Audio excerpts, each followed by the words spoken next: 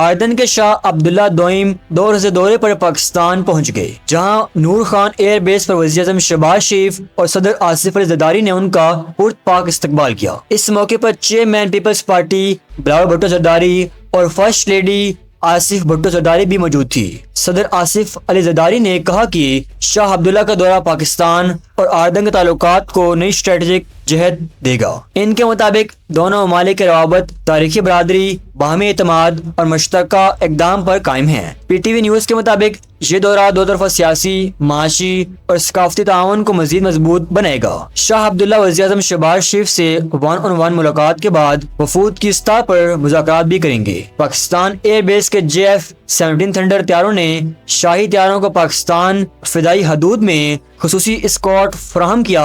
بعد ازاں شاہ عبداللہ وزیر اعظم ہاؤس پہنچے، جہاں انہیں گارڈ آف آنر پیش کیا گیا۔ شاہ عبداللہ کا گزشتہ دورہ پاکستان سابق صدر ممنون حسین کی دعوت پر ہوا تھا، جن پر دفاع، سول پروٹیکشن اور ہاؤسنگ کے تعاون سے متعلق یادداشتوں پر دستخط کیے گئے تھے۔ گزشتہ ماہ انہوں نے army field marshal Asim Munir سے ملاقات میں پاکستان کی خطے میں امن کے لیے خدمات کو بھی سراہا تھا۔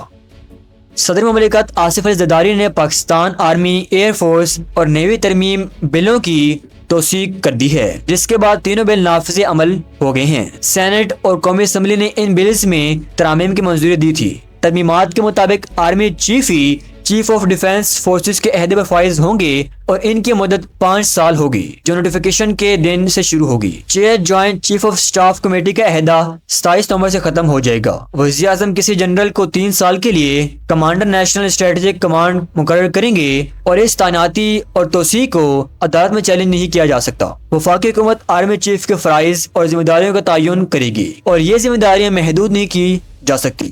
یہ ترمیم بلز پاکستان کی مسلح افواج کے انتظامی ڈھانچے میں اہم تبدیلیوں کا سبب بنیں گے۔ حیدرآباد کے علاقے لطیف آباد میں ایک آتش بازی کے کارخانے میں خوفناک دھماکہ ہوا۔ دھماکے کے نتیجے میں 3 افراد جاں بحق اور متعدد زخمی ہو گئے۔ واقعے کی اطلاعات ملتے ہی پولیس اور ریسکیو ٹیمیں موقع پر پہنچی اور زخمی کو اسپتال منتقل کیا گیا۔ دھماکے کی آواز دور دور تک سنائی گئی اور آگ بھی بھڑک اٹھی، جس سے علاقے میں خوف راز پھیل گیا۔ وزیر اعلیٰ سندھ نے فوری نوٹس لیتے ہوئے زخمیوں کو بہترین علاج فراہم کرنے اور کمشنر اور DC حیدرآباد سے واقعے کی رپورٹ طلب کی۔ انہوں نے کہا کہ فیکٹری میں حفاظتی اقدامات مکمل آڈٹ کیا جائے گا اور دھماکے کے ذمہ داروں کے خلاف سخت کارروائی ہوگی۔ یہ واقعہ ہمیں یاد دلاتا ہے کہ کام کی جگہ ہر حفاظتی اقدامات کی کتنی ضرورت ہے۔ پاکستان کی عدلیہ پر بڑا دھماکہ، لاہور ہائی کورٹ کے سینئر جج نے اچانک استعفیٰ دے کر پورے ملک کو ہلا کے رکھ دیا ہے۔ آخر ہوا کیا؟ جسٹس شمس محمود مرزا نے 87ویں آئین ترمیم کے خلاف بطور احتجاج استعفیٰ دے دیا ہے۔ جی ہاں، وہی ترمیم جسے جج نے عدلیہ کی آزادی پر حملہ قرار دیا تھا۔ اس استعفے کے بعد جج کے تبادلوں اور تعیناتی پر حکومت کا اثر بڑھ جاتا ہے اور اسی خدشے پر جسٹس مرزا نے نہ صرف استعفیٰ دیا بلکہ اپنا چیمبر بھی خالی کر دیا ہے۔ یاد رہے کہ شمس محمود مرزا 2028 میں ریٹائرڈ ہونا تھا، لیکن وہ اتنی اہم سیٹ چھوڑ کر چلے گئے۔ یہ معمولی بات نہیں۔ اس سے پہلے سپریم ہائی کورٹ کے جسٹس منصور علی شاہ اور جسٹس اطہر من اللہ بھی اس ترمیم پر استعفیٰ دے چکے ہیں۔ ان کا کہنا تھا یہ ترمیم کی عدلیہ کو حکومت کے ماتحت کر دیتی ہے۔ اب لاہور ہائی کورٹ کے جج کا استعفیٰ عدلیہ اور حکومت کے درمیان کشیدگی کو اور زیادہ بڑھا سکتا ہے۔ یہ معاملہ آگے کہاں جائے گا؟ کیا مزید جج بھی استعفیٰ دیں گے؟ صورتحال تیزی سے بدل رہی ہے۔ وفاقی وزیر داخلہ محسن نقوی کی کیڈٹ کالج وانا آمد، پاک فوج اور FC کے بہادر جوانوں کو خراج تحسین۔ وفاقی وزیر داخلہ محسن نقوی نے کیڈٹ کالج وانا کا دورہ کیا اور پاک فوج اور فرنٹیئر کور کے بہادر جوانوں کو خراج تحسین پیش کیا۔ محسن نقوی نے کہا کالج میں طلبہ اور اساتذہ کو بچانے والے اہلکار قوم کے ہیرو ہیں۔ انہوں نے دہشت گردی کو درندے انسان قرار دیا اور کہا کہ کسی مذہب میں بچوں کو نشانہ بنانے کی منظوری نہیں دی جاتی۔ وفاقی وزیر نے مزید کہا کہ سرحد پار سے پاکستان میں دہشت گردی ہو رہی ہے اور حالیہ اسلام آباد خودکش حملے میں افغان دہشت گرد ملوث تھے۔ انہوں نے واضح کیا کہ حکومت سے ناراضگی کا مطلب یہ نہیں کہ اسلحہ اٹھایا جائے، دہشت گردی پر کوئی سمجھوتا نہیں ہوگا۔ اس پر قبائلی عمائدین نے کہا کہ وہ کسی بھی دہشت گرد تنظیم کو تسلیم نہیں کرتے اور حکومت کے ساتھ آہنی دیوار کی طرح کھڑے ہیں۔ انہوں نے TTP کو مسترد کیا اور کہا کہ دہشت گرد اسلام کے منافی کام کر رہے ہیں۔ وزیر داخلہ نے کہا پاکستان امن و امان کی حفاظت اولین ترجیح ہے اور دہشت گرد کو کسی صورت کامیاب نہیں ہونے دیں گے۔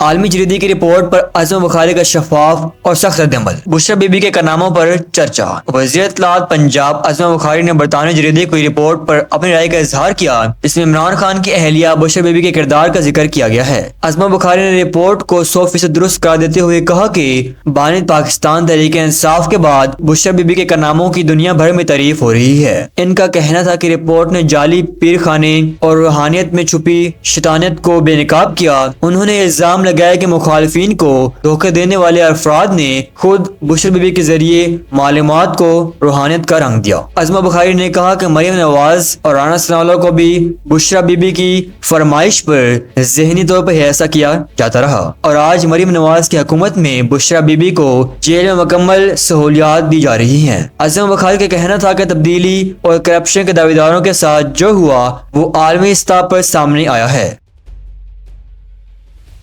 Chairman P T I barrister Gohar Ali Khan نے برطانوی جریدے کے بشرا بی بی شائع شدہ رپورٹ کو گھٹیا قرار دے دیا۔ انہوں نے کہا کہ بشرا بی بی ایک گھریلو خاتون ہیں اور اس وقت جیل میں ہیں۔ ان پر پہلے بھی الزامات غلط ثابت ہوئے اور وہ بھی بری ہو چکی ہیں۔ بیرسٹر گوہر نے مزید کہا کہ آرٹیکل میں بشرا بی بی اور بانی پی ٹی آئی کی کردار کشی کی گئی ہے اور ایسے ہتھ کنڈوں سے بشرا بی بی کو نہیں توڑا جا سکتا۔ برطانوی جریدے کی مذمت کرتے ہوئے کہا کہ یہ کوئی حقیقی صحیفہ نہیں اور بی بی سی جیسے ادارے کو بھی ڈونلڈ ٹرمپ سے معافی مانگنی پڑی۔ دی اکنامسٹ کی رپورٹ میں دعویٰ کیا گیا ہے کہ بانی پی ٹی آئی نے اقتدار کے حصول کے لیے توہم پرستی کا راستہ اپنایا اور اپنی روحانی مشیر سے شادی کی۔ رپورٹ میں کہا گیا کہ بشرا بی بی نے شادی کے مشورے دیے اور سابق ساتھی کے مطابق وہ کالا جادو کرتی تھی اور ملازمین کے ذریعے عملیات کے لیے سامان منگواتی تھی۔ پی ٹی آئی کے چیئرمین نے اس رپورٹ کی سخت مذمت کی اور کہا کہ یہ دعویٰ بے بنیاد اور غلط ہے۔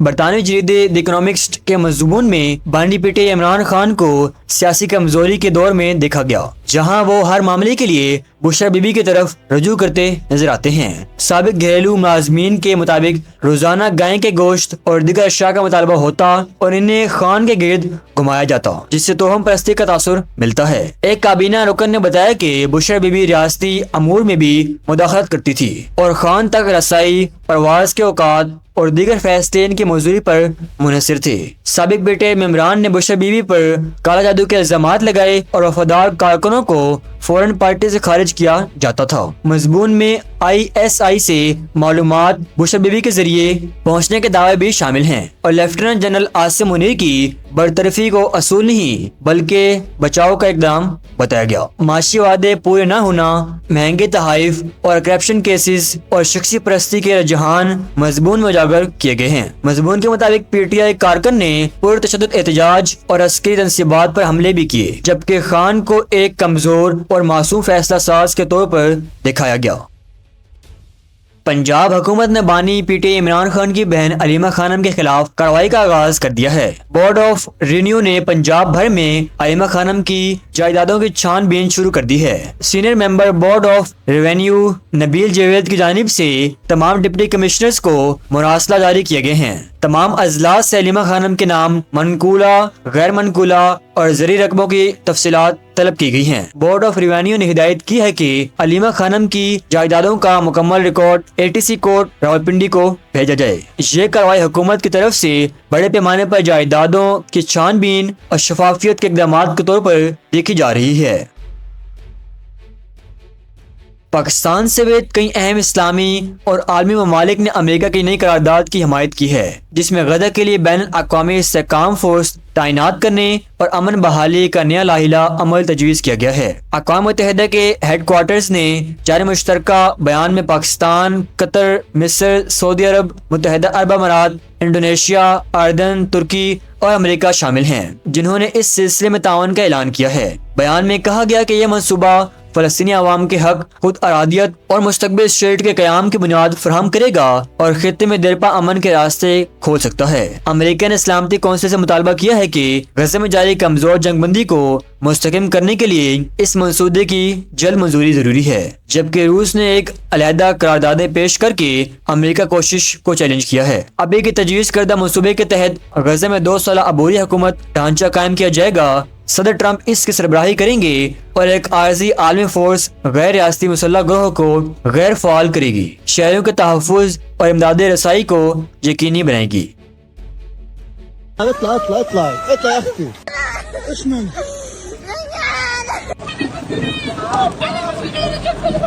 غزہ شہر میں پناہ گزینوں کیمپوں میں شدید بارشوں کے باعث پانی بھر گیا ہے، جس سے بے گھر فلسطینیوں کو شدید مشکلات کا سامنا ہے۔ اقوام متحدہ نے خبردار کیا ہے کہ امداد پر سیل پابندیوں نے لاکھوں خاندانوں کو مناسب پناہ گاہ سے محروم کر دیا ہے۔ ایک بے گھر فلسطینی شہری عبدالرحمان عالیہ نے بتایا ہے کہ رہائشیوں کے گدے، کپڑے اور دیگر سامان سیلاب میں بہہ گئے ہیں اور لوگ نئے خیموں کے لیے مدد کے لیے پکار رہے ہیں تاکہ سردی سے بچا جا سکے۔